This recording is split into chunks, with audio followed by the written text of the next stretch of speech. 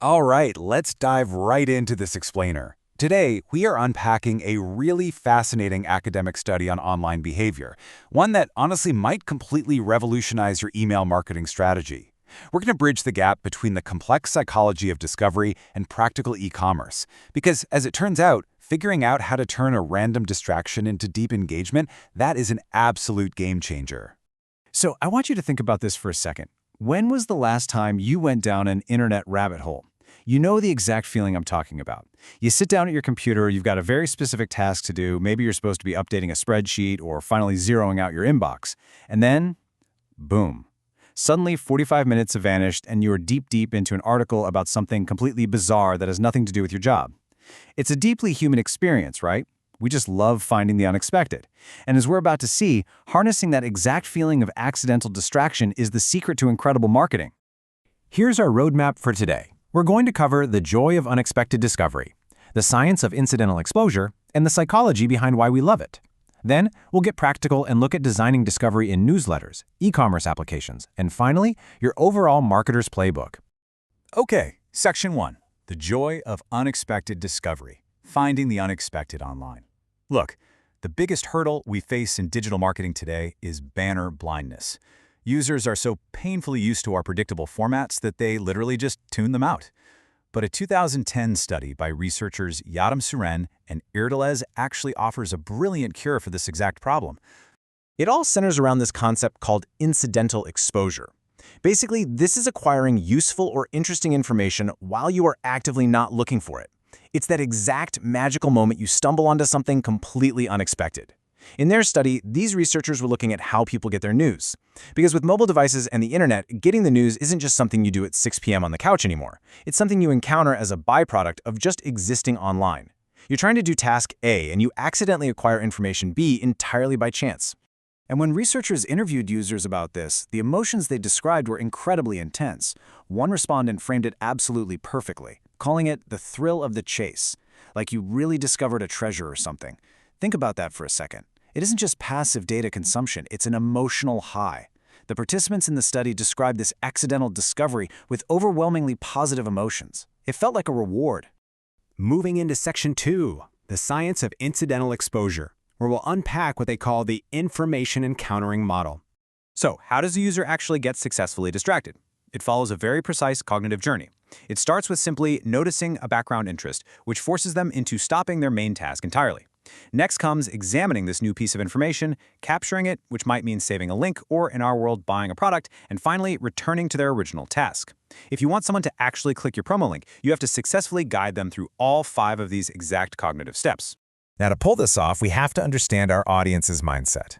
The research identified 2 distinct behaviors here. First, you have selectors. These people are focused on specific content defined by a specific need. They've got their blinders on. On the flip side, you have browsers. Browsers use media to obtain information on a huge range of topics. They're open and curious. Now, in marketing, and especially in the inbox, our users almost always start as selectors. They are just trying to aggressively clear their unread emails. Our ultimate goal is to disrupt that rigid selector mindset and turn them into curious browsers. Let's look at Section 3, the psychology of serendipity. Why do these distractions actually feel so good? Get this. 19 out of 20 respondents in the study reported feeling lucky, excited, and happy when they got distracted online. Why? Well, it's actually neurochemistry. These serendipitous moments literally trigger a dopamine hit. When you find something interesting purely by accident, your brain rewards you. And this chemical spike actually makes users way more open to receiving new information. So you aren't just sending them a clever link, you're triggering a neurochemical reward that genuinely makes them want to hear what you have to say. And what exactly triggers this dopamine? Well, the users described the content that successfully interrupted their day as unusual, weird, interesting, bizarre, outrageous, and off the wall. Now notice what is conspicuously missing from this list. Things that are safe, predictable, and corporate. To break through the noise and trigger that dopamine hit, you have to present something that contrasts wildly with the user's usual boring stream of information. You really have to get a little off the wall. Which brings us to Section 4, designing discovery in newsletters. Let's apply this science directly to your email strategy. First things first, we have to acknowledge the battlefield here. Respondent 5 from the study laid it out perfectly, saying, "Where I'm in my email, I am hoping that I do not run into unexpected information that is just business as usual," right?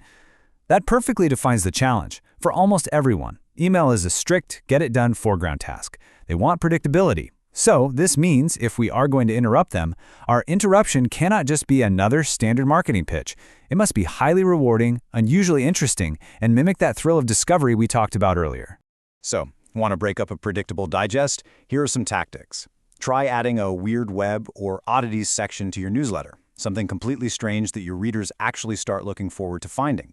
Or include highly unrelated but super high-value industry news. Interestingly, in the study, participants loved old-school portal sites like Yahoo specifically because of the random sidebar links that allowed for unintentional serendipitous clicking. You can totally mimic that in your own footers.